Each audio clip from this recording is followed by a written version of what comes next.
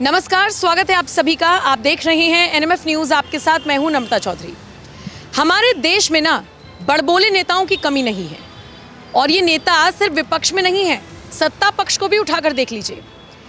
मतलब अपने बड़बोलेपन की वजह से कैसे बीजेपी आलाकमान की मुश्किलें बढ़ानी है, कैसे विवादों में आना है, कोई इनसे सीख सकता है।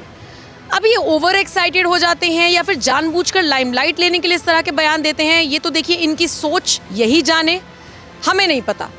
लेकिन कम से कम बोलने से पहले अगर एक बार, मैं तो कहूँगी 100 बार तो बहुत बड़ी बात हो जाती है, एक बार भी आदमी सोच लेना कि मैं क्या बोल रहा हूँ या क्या बोल रही हूँ, वो भी ऐसे मुद्दे पर जब पूरा देश एकजुट हो गया है, ये बहुत ज़रूरी हो जाता है। और खासकर वो नेता जो देश को रिप्रेजेंट कर रहे हैं, वो नेता जो उस पक्ष से जुड़े हुए हैं जो सत्ता में है, फिर इस तरीके के बयान, मतलब मुझे लगता है कि उन पर वाद विवाद होना चाहिए, लेकिन उनके बयानों को तूल नहीं दिया जाना चाहिए, क्योंकि ये बयान बिल्कुल सिर पैर के होते हैं। विजय शाह बीजेपी के नेता हैं, मध्य प्रदेश से वो आते हैं, और उनका एक बयान सामने आया, किसको लेकर? सोफिया कुरैशी को लेकर। अब वो सम्मान ही करना चाह रहे होंगे निश्चित तौर पर, क्योंकि अभी उन्होंने डैमेज कंट्रोल करते हुए भी कह दिया कि वो देश की बेटी हैं। हमें पता है वो देश की बेटी हैं, लेकिन किसी एक कौम को गरियाते गरियाते, किसी एक कौम पर सवाल उठाते उठाते आप जिससे उसकी तुलना कर रहे हैं, मतलब शब्दों का चयन बहुत ज़रूरी है। विजय शाह ने क्या कुछ कहा, मुझे लगता है हमें उस बयान पर नहीं जाना चाहिए, क्योंकि बार बार उस बयान को रिपीट करना सोफिया कुरैशी के लिए भी अपमान करने वाली बात होगी। लेकिन अब उस पर किस किस तरीके से रिएक्शंस आ रहे हैं, प्रतिक्रियाएं आ रही हैं, ये आपको जानना चाहिए। सबसे पहले बात करते हैं एयर स्ट्राइक से, मतलब एयर स्ट्राइक से शुरुआत करते हैं। 6 और 7 मई की रात को भारत सरकार ने, भारतीय सेना ने एयर स्ट्राइक की पाकिस्तान पर। 8 से 9 आतंकी ठिकानों को नेस्तनाबूद कर दिया और एक मैसेज दिया पूरी दुनिया को कि हम आतंकवाद के खिलाफ हैं, आतंक के आकाओं के खिलाफ हैं, आतंक की कमर तोड़ने के लिए हम काम कर रहे हैं, सिविलियंस से हमारा कोई मतलब नहीं है, यानी कि हमें सिविलियंस को हानि नहीं पहुंचानी। ठीक इसके उलट जिस तरीके की हरकतें पाकिस्तान करता है, ड्रोन अटैक कर देता है तो सिविलियंस को निशाना बना देता है, तो मतलब उसे पता है कि जंग मैदान में वो फेल होगा, तो चलो निहत्थे सैलानियों को निशाना बना लो, ड्रोन फेंक दो किसी के घर पर।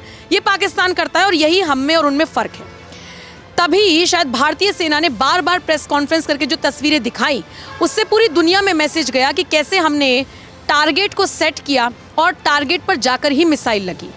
दूसरी तरफ पाकिस्तान की तरफ से जो अटैक किए गए वो हवा में ही ध्वस्त हो गए, और यहीं से पूरी दुनिया में ये भी संदेश गया कि पाकिस्तान ने जो अमेरिका के साथ मिलकर या पाकिस्तान ने जो चाइना के साथ मिलकर हथियार मिसाइलें तैयार की थी, वो पूरी तरीके से डम, बेकार, बिल्कुल बेकार मिसाइलें वो साबित हुई। दूसरी तरफ भारत की जो स्वदेशी मिसाइलें थीं, उन्होंने एक नए आयाम सेट किए और दुनिया को ये साबित कर दिया कि जो मेक इन इंडिया वाला प्रोजेक्ट था वो वाकई में सफल प्रोजेक्ट है। शायद इसीलिए राहुल गांधी का भी वो संसद वाला बयान वायरल हो रहा है, जिसमें वो मेक इन इंडिया जैसा कुछ हो ही नहीं सकता, इस तरह की बात कर रहे थे।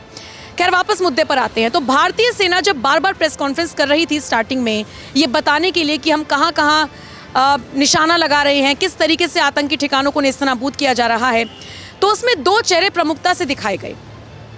हमने दुनिया को संदेश देने के लिए कि हमारी बेटियां किसी से कम नहीं हैं, सोफिया कुरैशी और व्योमिका को आगे किया।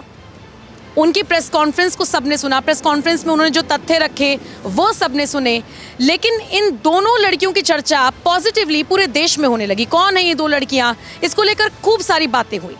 और सोचिए, आज के दौर में अगर आप किसी छोटी से छोटे बच्चे से पूछेंगे ना कि आप इन्हें जानते हैं, तो बाय फेस वो पहचान ही लेंगे कि हाँ, जब लड़ाई हुई थी, ये लड़ाई होने वाली थी, तो इन 2 लड़कियों को हमने देखा था, हमें इनके जैसा बनना है। सोफिया कुरैशी क्योंकि मुस्लिम समाज से आती हैं, तो उनको थोड़ा सा और ज़्यादा लाइमलाइट मिल गई, क्योंकि पहलगाम में जो आतंकी हमला हुआ था ना, वो धर्म पूछ कर हुआ था, तो ऐसे में हिंदू मुसलमान को लेकर ज़बरदस्त बहस छिड़ी। और इसी में जब देश से एक मुस्लिम बेटी आतंकवाद की कमर तोड़ती हुई नजर आई, अपनी बात रखती हुई नजर आई, तो सोफिया कुरैशी को लेकर भी 2 खेमे बट गए। एक धड़े ने उनका साथ दिया और ये धड़ा काफ़ी बड़ा था, लेकिन कुछ छुटभैया तबके ऐसे थे जो सोफिया कुरैशी को भी निशाने पर लेते हुए नजर आए, उनको लेकर फर्जी खबरें फैलाते हुए नजर आए।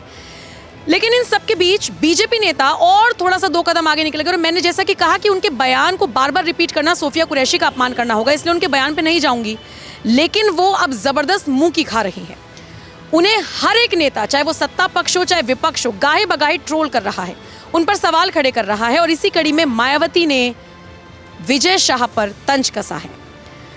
मायावती ने एक एक करके कई ट्वीट्स किए हैं और वो क्या लिखती हैं मैं आपको बताती हूँ। सबसे पहले वो लिखती हैं, पहले विदेश सचिव और फिर उसके बाद सेना की महिला अफसर के लिए नफरती, असभ्य और अमर्यादित बयान वास्तव में जोश और उमंग के उस पूरे अच्छे माहौल को नष्ट करने वाला है जो पूरा देश भारतीय सेना की पाकिस्तान के खिलाफ ऑपरेशन सिंदूर की सफलता से उत्साहित है।